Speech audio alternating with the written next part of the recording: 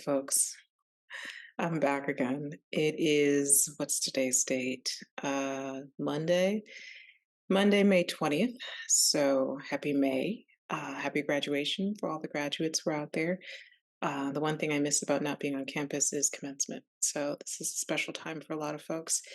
And whether you're graduating from high school, college, technical training school, whatever it is that you've accomplished, I'm sending a big shout of love and congratulations your way. Education is not the filling of a pill, but the lighting of a fire. And that's William Butler Yeats. So I keep that quote near and dear to me. Anyway, I'm here to give an update. This is my monthly update at this point. So I'm going to try once a month. My last update was on April 5th. Today is May 20th. So I'm a little ahead of the curve in terms of my monthly update. Or behind, I should say. It's been a little over a month now since my last update. But I am checking in now to give you an update on my breast cancer journey, right? This is my third recording. So there was one around my diagnosis, second update around my treatment plan, care plan, and this is now my third because I'm going into my third treatment. Yay. I have 6 cycles for those who don't know, and if you don't know, you can watch my other update, the last one on April 5th. This is my third chemotherapy treatment, and I am excited because it's the midway point. After this next treatment, I will officially be halfway through my chemo, and then I have a year of targeted therapy for my HER2 positive type cancer, which is a protein attached to my cancer cell that thankfully has targeted therapy to prevent recurrence. And I have to be on that for up to a full year, right? So not including time served, right? Or including time served, right? So all that to say, I'm heartened to be at this stage. I'm heartened by the support and love and care that has been extended to me. But I wouldn't be completely honest if I didn't say that it's been a journey so far just to get to this halfway point. I'll spare you all the gory details around my symptoms and the things I've been managing. But you can also check my care page if you want more detail around the type of treatment that I'm getting, how my first treatment went. Do you know what I mean? And everything. But today is more of an update and a bit of a PSA around some new developments related to breast cancer screening and cancer screening at large for women, and particularly women of color. Some are exciting and heartening, others are concerning, right? So I'll talk a little bit about both of those and then tell you a little bit about what I'm doing to prepare for this third round and what that means for me in terms of my next phase of treatment, which includes surgery. And then, the preventative targeted therapy that I mentioned. Okay, so here I am. I have my third treatment coming up on Thursday of this week, right? It is Monday, so another, 72 hours or a little less. I will be at the KU Cancer Center getting my third treatment of chemotherapy. I am feeling pretty good right now, and that's by design, right? So, as I mentioned, I have a 3-week cycle of chemo, right? So I get one infusion on one day for that 1 week of my cycle, and then I have a 2-week rest period, and that is necessary. It gives your body a chance to recover. It gives you a chance to go through all of the symptoms, and right now, what I'm learning is that I typically start feeling the effects of the chemo almost immediately. And then by day 3, I'm getting hit pretty hard. And the major symptoms are fatigue, digestive issues, again, which I'll spare you the details around, um, and just, feeling weak. And I had an episode around my first cycle where I had to go to the ER to get some fluid because I was dehydrated. And we've rectified that, meaning me and my care team and I have worked together to do regular IV infusions just after my treatment. So, like, for example, the day after I get my infusion on Thursday, on Friday, I go back and get a booster shot to stimulate my white blood cells and my bone marrow to produce white blood cells, right? Because your blood count typically drops during chemo. So I get that. The shot itself isn't terrible. It's a tiny little shot and usually goes into, the fleshy part, either in your buttocks or your hip or your tummy. I usually get it in my tummy. And then the symptoms typically kick in. But I also get an IV hydration, meaning I get IV fluids, saline, etc. Just pretty basic, and it's a slow drip. So I sit there for a couple hours. And what that does is it literally hydrates me. it makes me feel significantly better. So if anyone's ever suffered from dehydration, you know that you can get all kind of symptoms. You can get, fainting spells, weakness, lethargy, you name it. So I sit there and get my IV hydration, and then I go back in 2 days and I get another, and then I have a third in the pocket just in case. I didn't need the third one the last round, and I'm hoping the same is true. And then I just really try to be gentle with myself, right? I have experienced the obvious, which is hair loss. So I'm coming to you with a new look. I hope you like it. If you don't say nothing. It is what it is. I decided not to rock a wig on this update, and I've been going out more and more without wigs, partly because it's hot and I'm getting some side effects around my chemo, which is hot flashes.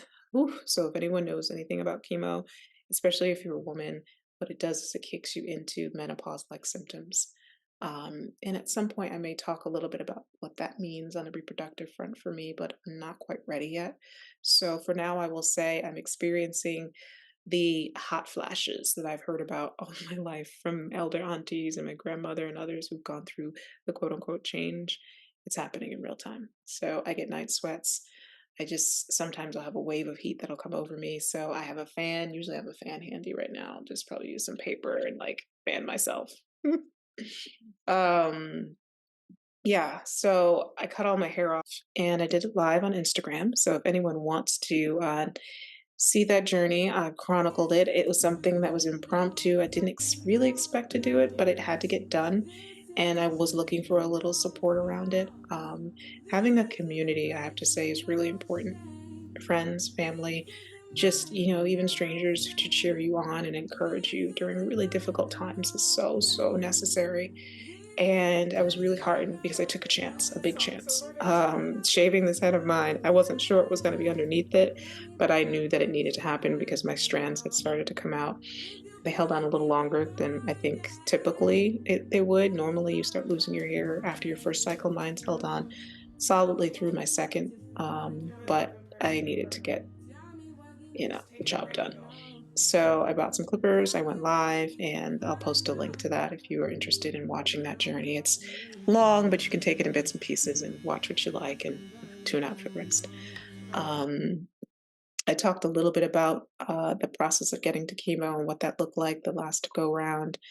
But I really thank all who showed up right online. There were a couple people actually that were there almost for the entire hour and change, just giving me words of encouragement, telling me I was beautiful.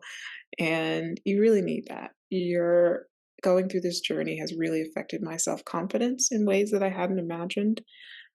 Going outside, for example, for the first time without a head covering after I shaved my head was an experience. I felt like all eyes were on me, and maybe they were in a good way. I don't know, but I love kids, by the way, if you don't know. And one of the things I realize is that kids have no filter.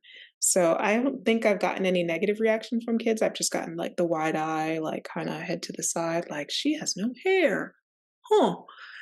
They're curious, and I honestly take that as a pretty good litmus. You know what I mean? I've had parents who encourage their kids like, "Don't stare," and it is what it is, right? I'd rather you look or ask questions if you're not sure, or just drop a compliment, say something positive, even if you maybe don't feel that way. Little white lie. But I have to say, the reaction has been genuine and really supportive and amazing. The feeling has been different, right? Like walking outside with the wind on my head. I'm sensitive to everything. I feel like, in many ways, naked when I go outside or take a shower. One of my dear friends told me who survived and is on the other side of this when she went through her treatment and she had to cut her hair. She said the best feeling in the world was when she took a shower and she could feel the water running over her head. And that is so true. I live for showers right now. Um, so all that said, I am transforming. And the good thing is that after I finish my chemo, my hair should begin to grow back. May look a little different, it will take time to grow long again. But who knows? I might rock this. This might be a permanent do. We'll see. It's definitely a lot easier. I get out of the house in no time now that I don't have to do my hair. So anyway, I'm pontificating a bit, but I've been really fortunate. I want to talk about the good things that have been happening for me because I think it's important to sit in a place of one gratitude and reflection around all that's positive versus all that isn't, you know? I think mindset and mindfulness, as I've been learning through therapy and through conversations with friends who are survivors and are going through their own journeys, is that your mental space is like half the battle. And so I'm trying my best to focus on the positive and to talk about that, amplify that, to give people their flowers. And one person I want to lift up more than anyone right now, actually, two people, maybe three. Well, the first one, though, is my cousin Joy. Joy Edwards in Providence, Rhode Island, has been a saving grace. Her sister Deetra and Joy have been really supportive of me up close and at a distance through major changes in my life, and this experience was no different. They told me I could call on them anytime I needed help and support, and I was just feeling right before my last chemo session really down and scared. I didn't want to go to treatment. I didn't want to feel sick again. I was just feeling good enough because that's what happens around the end of your rest period. You start to feel like normal. You're not suffering from the nausea and the fatigue and all those things as much. And then you go right back into another cycle because they want to keep a consistent level of the chemo in your system. And that makes sense. But I was feeling mighty bad, right? Like Miss Sophia from The Color Purple, mighty bad. Anyway, I called them up. I took them at their word. I called them up and they prayed for me. We had a Zoom family call. They listened to me. And my cousin Joy was like, "How can I help right now in the here and now?" She said, "It sounds like you need family." And I did. And I didn't know how much I did until she got here and wrapped me in the biggest, most amazing hug and just stayed with me. We watched movies, we cooked food, we went out, we connected to the extent that I was able. And she was just a stable, loving presence that I didn't know I needed as much as I needed it until she was here. So I love you, Joy, and I thank you. And Deetra, her sister, is coming as well in the fall around the time of my surgery to be a support and of help. And I can't thank them both enough. Um, Again, I've said this before, and I'll say it again. We don't get through this journey by ourselves. And my family showing up for me, like my blood, meant everything. So thank you. Um, and I also wanted to thank my aunt, Armitha, who is in Providence right now, recovering from her own surgery. And I'll let that be her story, but she's doing well. And she has just always been such a stable, loving presence. She is my second mom, no question, has been all my life. And even though she's in her own recovery process, she manages to pick up the phone and listen. In one thing I didn't share early on is that my aunt, Amrita, was such an encouragement for me around getting my biopsy initially. I talk about, people always talk about, oh, you're so brave. And, it's amazing that you're sharing your story and there's such strength from coming from you. And I say thank you, but also that's only part of the narrative, right? Like when I was diagnosed initially, I did what a lot of people do. I was one in shock, two a bit of disbelief. It doesn't feel real until it is, right? And you can't ignore it. And I was also in a bit of panic mode around it because I said to myself, I think this is serious, but I literally can't afford to be sick right now. I've got too much going on. And I was looking for every reason in the world not to get my screening and get this biopsy. Also, I hate needles. Needles. Can't stand them. And I was petrified of going and getting what they call a core needle biopsy, where you're awake, they numb you up, and then they put a needle in that actually has another needle or another extractive tool that goes in. It's sort of like a punch gun. Sorry if this is freaking anybody out, but core needle biopsies, just by their name, sound scary. And I remember I was on the phone with her for well over an hour. It might have even been two. Just one excuse after another. Auntie, I can't do it right now. I'm scared. I don't have the resources, the time. I want to finish my dissertation. Can I just put it off? Let me just get this done in 3 months after I submit these final chapters. I was looking for every excuse in the world, and she lovingly listened and then doubled down on the encouragement and said, It is better not to know than not to know. You need to know what you're up against. You need to know how to plan and how to move. And I honestly have to say, I love you, Auntie, for that. You have literally saved my life by encouraging me. But I also will say, her being a survivor, for those who don't know, my aunt is a breast cancer survivor. She had a similar type of breast cancer as mine, but wasn't as advanced. And she found hers early and was treated, right, with a mastectomy, meaning the removal of her breast, and radiation, right? In my case, it's a little more advanced, right? So I have to have chemotherapy and surgery. We're hoping we may not get to radiation, but that's also on the table. So all that said, I trusted and believed what she said, even though it wasn't what I wanted to hear in the moment because I was afraid. I had all the reasons not to listen, but I knew because she's living proof that, addressing it was the best move. So again, thank you, Auntie. And I want to thank, last but not least, my mama, because mama has been through thick and thin, my ace and my biggest champion, her smile, her encouragement, her love at every turn. And so when my cousin Joy was here, it was Mother's Day weekend as well. So we had a chance to team up. And I have not, for those who don't know, when you go through chemo, you're immune compromised because your white blood count drops. You're more susceptible to infection, all of the things. So they encourage you to stay away from large crowds. If you've seen me out and about with a mask on, know that that's why. They encourage you just to limit exposure to anything that can make you sick. And unfortunately, mom's in a full time nursing facility, and the new mandates are such that there is no real mandate, right? People can mask, not mask, they can get vaccinated, they cannot get vaccinated. It's really a personal choice, but that choice comes with risks for high risk populations like nursing centers. And so there was an outbreak of RSV, I think, in COVID on her unit. And so they had to go through testing and everything, which meant that I could not visit in person. So it feels like we're back in, quarantine times because I'm checking in with her via video, dropping off supplies, but I haven't been able to see my mom since the treatment started, you know? But when Joy was here, I called in advance, I checked in, made sure that she tested negative, that there were no cases on her unit or close by, that the risks were as low as they could be. And then I trusted my cousin to go in and check in with her, which was amazing because they had a reunion that they hadn't had in almost 2 decades. So, and mom did not miss a beat. Let me tell you, she was just like, Joy. Joy was like, JD. And they got together. And, she trusted, mom trusted her to help her get ready. And she got her out in her chair. And I pulled up to the front and they were ready to go. We had an amazing brunch at mom and I's favorite seafood restaurant, and we ate all the food and all the things till we were full.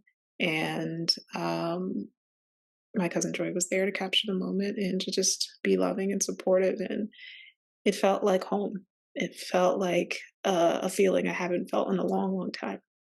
So the last thing I will say about the feelings and emotions that come with this process is that you do need and you want the support of your community and your family.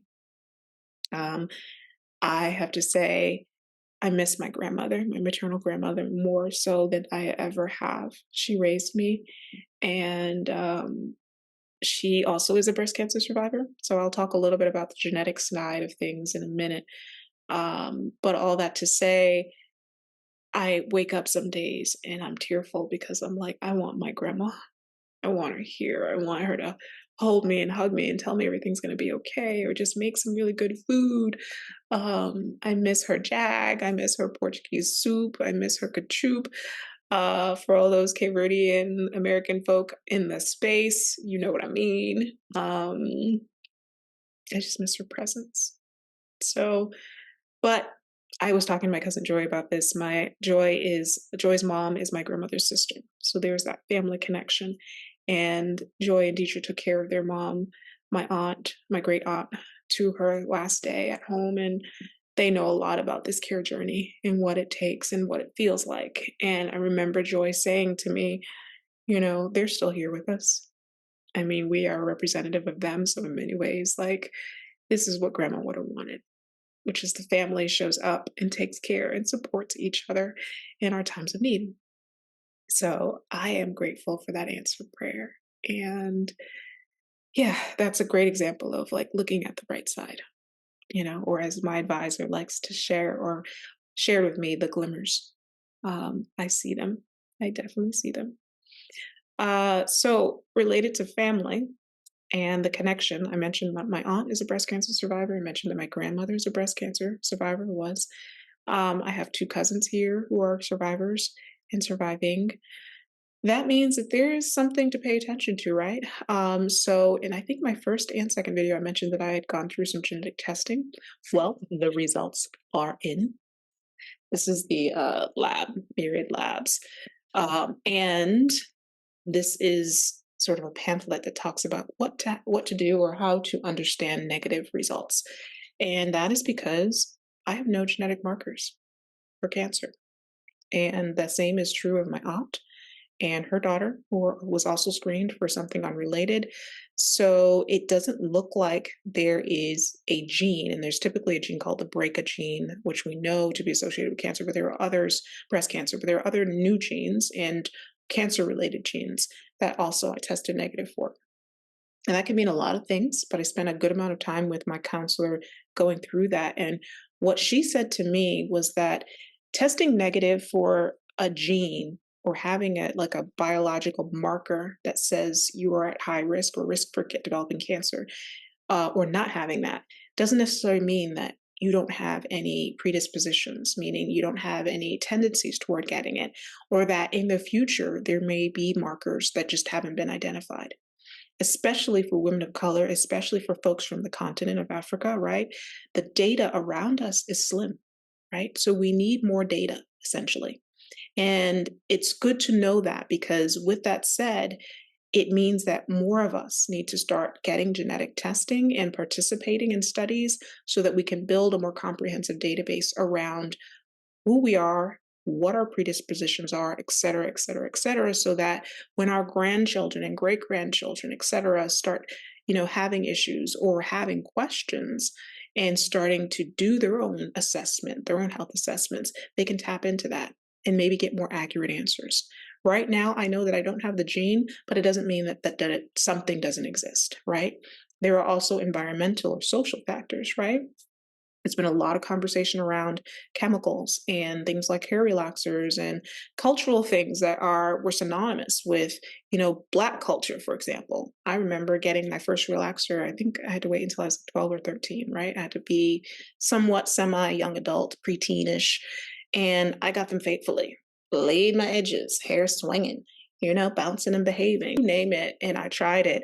And so while the results were beautiful, we also know that they can be linked to things like ovarian cancer. In my case, I think, this is just my personal opinion, that the high instances of breast cancer have a lot to do with the chemicals that we've exposed ourselves to over time by virtue of our cultural practices, our social practices, alcohol, you name it, and then the biological, right? So I'm not an expert. I'm not claiming to be. This is not an opportunity for me to try to tell you for a fact that this is what it is. But I will say that these things matter. It's important to pay attention to them, especially for women of color, because the stats are clear for us. Black women Are 40% more likely to die of breast cancer than white are women. not as likely to get breast cancer, but when we get it, we are more likely to die for all of the reasons that I mentioned. And let's also throw in social economics. Let's also throw in structural racism and bias. All of that matters, right? So that brings me to my PSA, if you will. There have been some heartening developments around breast cancer, sadly, because the rates of breast cancer in women under 40 going up, right? Women under 50, sorry, are getting breast cancer at higher rates, and they're getting more aggressive types like the one that I have. I'm a HER2 positive cancer case, right? Breast cancer case. And that is not uncommon for women in my age group, right? But especially not uncommon for Black women. We're 40% more likely to die from breast cancer. And typically it's because when it's caught, it's usually caught at more advanced stages, right? For lack of screening, for lack of resources, for lack of all those things, right? Lack of genetic awareness, the conversation we just had, for those reasons, right? And also there's a dearth of information around us, why it is that we're being affected by that. So with that said, it's the US Task Force on Prevention Task Force Health Prevention Task Force recently revised their recommendations for mammogram or just breast cancer screening, and they have essentially lowered the age where you should begin getting screenings. I think that age has fluctuated over time, but right now they have lowered the age. Originally, it was like get breast cancer screening starting at 50. Now it's 40. You should be getting screened for breast cancer 40. The recommendation by the task force is that you get biannual screenings or every 2 years. I disagree with that wholeheartedly, partly because in my case, and again, I'm speaking from my own personal experience, 12, 24 months is way too long, right? If you have even the remotest family history or symptoms or signs like dense breast tissue, cysts, etc., right? You should be getting screened annually, just period. Everybody get screened annually. And mammograms, while highly effective and they're like largely promoted, they are not the be all and end all, right? So get mammograms annually. Yes, please. Get 3D mammograms, which give you a closer picture of your breast tissue and what's going on, right? For folks who have dense tissue. But couple that with ultrasound, especially if you have any family history, predisposition, right, that you know of. Ultrasound, MRI, if anything is found, make sure there's an MRI because that for me was, those were the sort of three magic screening options for me. It was, or diagnostic options. It was mammogram, ultrasound, and MRI guided biopsy that confirmed that I had breast cancer. So you need to combine those and get it done every year. Every 2 years for me is way too long. I had my annual screening in July of 2023 of last year. Wasn't scheduled to get another screening until this coming July. Now imagine if I waited. And again, because I have an aggressive type of breast cancer, it developed over that, 6 to 8 month window. And the last piece I will say is that self-exams save lives. Point blank, period. Recently, and I'm going to read this because I don't want to miss anything, but recently an article came out saying that breast cancer self exams didn't work and they are not recommended.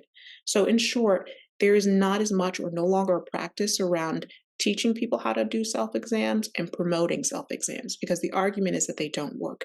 But let me read it for you and we can talk about it. Give me a sec. Okay. So, this is an article, and again, I will post the link and let you read it for yourself. But the University of Rochester, New York Medical Center recently posted an article basically saying that cancer screenings, self exams are no longer recommended. And the reason why is that there's a higher prevalence, obviously, right? Screenings are expensive and costly, and the effectiveness isn't as good, right? So their main argument is that for advocating for not necessarily utilizing self exams is that one, it increases it creates a false sense of security, meaning folks will do a breast exam and if they don't feel anything odd, they're less likely to go in and get the actual mammograms and closer screenings and diagnostic work that they need to identify if there really is something going on.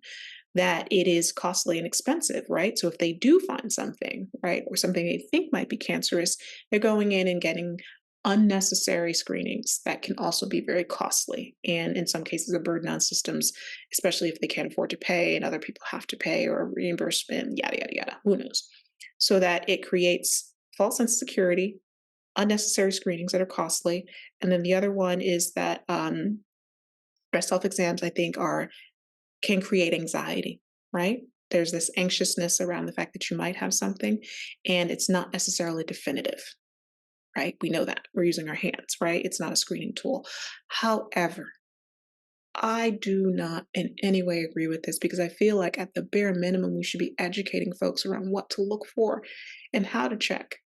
Had I not been informed through my OBGYN, 3 or 4 years ago, around how to start doing breast self exams, how to palpate, what to feel for, what to know, what to do if I feel something, I would have been unprepared. I wouldn't have checked. And that really could cost me my life. I was diagnosed at stage three, not stage three, stage two, right? Grade three. and that's the growth factor, and the stage is how big it is or how much it's spread, right? Stage 2, grade 3 invasive ductal cell carcinoma, which is highly aggressive and it's a HER2 positive. So imagine if I had waited those additional 6 months plus to get my screening mammogram. Mammograms only are about 40% effective in detecting. So they are necessary. They work, but in conjunction with other things and absolutely with self-exams. Your hands are great screening tools. You should not avoid that, right? Because they recommend in this article, that it is they're saying, well, even though self-exams aren't necessary, and they don't necessarily work, you shouldn't avoid checking yourself, but there's no public education at this point. So make that make sense, y'all. Make it make sense. It costs you nothing to screen yourself, right? But to know that it should be done in conjunction with and to know how to do it, right? That's key information that as a medical profession, I don't understand why that's not being promoted as heavily. I can venture to guess, right? Cancer is big business.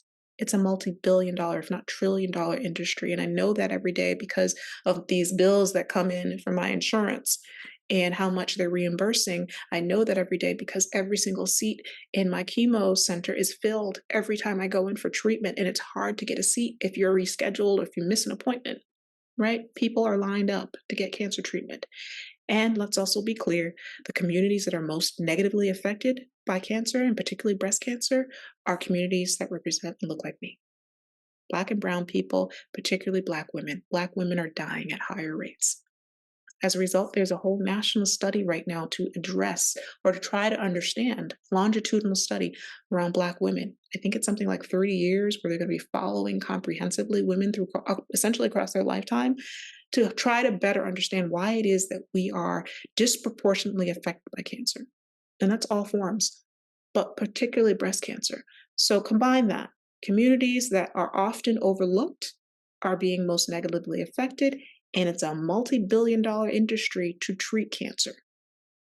So really, in my opinion, there's no incentive to prevent.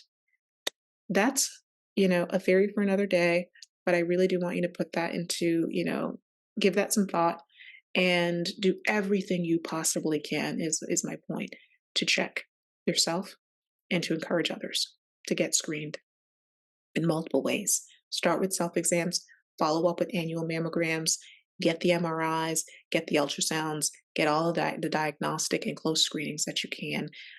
Those are the best tools that we have, but it starts with us. So PSA complete. Thank you for listening if you've gotten to this point. I think I covered everything in that regard, but I will post links to all of this if you're curious about reading the source information for itself. Take it to the source if you don't want to believe me. And the last thing I will say again is thank you. All right. I've still am getting tons of support online in the form of words of encouragement. My GoFundMe is still growing. It slowed a bit, but that's fine because I didn't expect it to even be where it is today. We have crossed the halfway point. I think we're like 53%. And I cannot thank you enough, right? Don't let the makeup and the nails, not the nails, but the eyelashes and the cute little fits, because, I try to work it out. Don't let that fool you. Like every single day is a negotiation around what I can prioritize to make sure that I keep the lights on and that I keep the smile on my face, that I keep showing up for the people that love me and that I love. And I wouldn't be able to do that without your support, your love and action. So I will end this and just say again, thank you. I love you. And I will check in again soon after round 3, because what happens after round 3 is that I get to meet with my surgical team and decide what the next steps are. And hopefully, because the mass has shrunk, which I don't know if I mentioned that, but it's also in my care plan update, so care page. So get that good news. The mass has gotten smaller, but we can talk all about that hopefully in my next update when I have more information after I meet with my surgical team. So thank you for your love. Thank you for your support. I wouldn't be here without it. And I'll check in again soon.